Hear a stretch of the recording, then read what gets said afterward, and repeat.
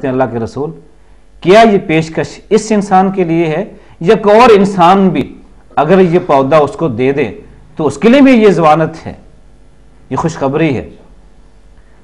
فرمایا کہ ہاں۔ تو وہ دہدا اس آدمی کے پاس جاتے ہیں، اسے کہتے ہیں کہ تم جانتے ہو میرا ایک کھجوروں کا باغ ہے، اور میرے باغ کی کھجوریں تو پورے شہر میں معروف ہیں، اور تمام تاجر میرے باغ کی کھجوریں خریدنے کے لیے ہر لمحے تیار رہتے ہیں۔ میرے باغ میں 600 کھجوروں کے پودے ہیں، تم میرا وہ باغ لے لو اور یہ پودا مجھے دے دو۔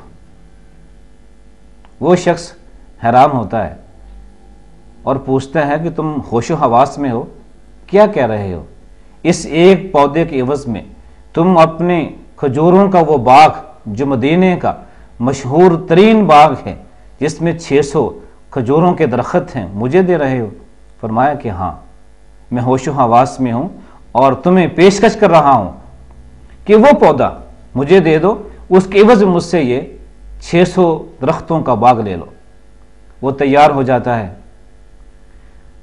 تو آپ اس سے سودا کرتے ہیں، وہ شخص گواہ بنا لیتا ہے کہ یہ میرے گواہ ہے، تم نے یہ بات کہی ہے۔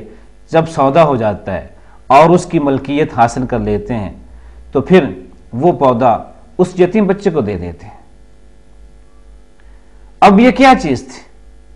اگر یہ دوسرے کی خیر خواہی کا جذبہ نہ ہوتا تو کبھی بھی ابو دہدا اس یتیم بچے کے لیے یہ قربانی نہ دیتے۔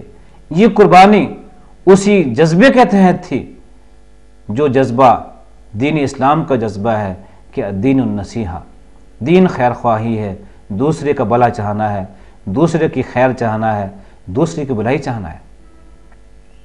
اگر یہ وصف واقعتاً ہمارے اندر پیدا ہو جائے اور مسلمان معاشرے کا ہر فرد اپنے اندر یہ خوبی پیدا کر لے تو پھر یقیناً مسلمانوں کا معاشرہ ایک بہترین معاشرہ بن سکتا ہے۔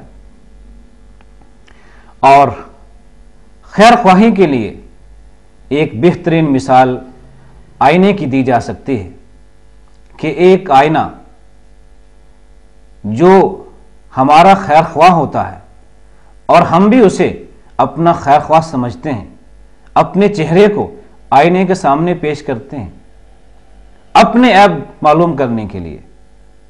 وہ آئینہ ہمیں ہمارے عیب بھی دکھاتا ہے اور ہماری خوبی بھی دکھاتا ہے، محض ہمارے عیب نہیں دکھاتا بلکہ ہماری خوبی، ہماری خوبصورتی، ہمارا جمال بھی دکھاتا ہے، اور اتنا اچھا خیر خواہ ہے کہ ہمارے عیب جان لینے کے باوجود بھی اسے محفوظ نہیں کرتا۔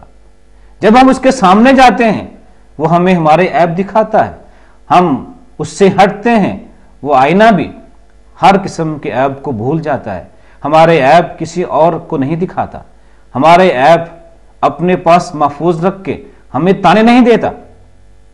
خیر خواہی کا جذبہ یہی ہوتا ہے، کسی بھائی کا عیب معلوم ہو جائے، خامی معلوم ہو جائے تو اس کی تعریف بھی کریں، اس کی خوبی بھی بیان کریں، اور ساتھ ساتھ اس کی خامی بیان کریں اس کی اصلاح کے لیے، تاکہ یہ شخص اپنا عیب، اپنی خامی دور کر سکے۔ تو یہ آئینہ ہمیں بتاتا ہے کہ خیر خواہی کیسے ہوتی ہے۔ کسی کے عیب میں کو نہ بڑھایا جاتا ہے، نہ اس کے عیبوں کو زیادہ کیا جاتا ہے۔ آئینہ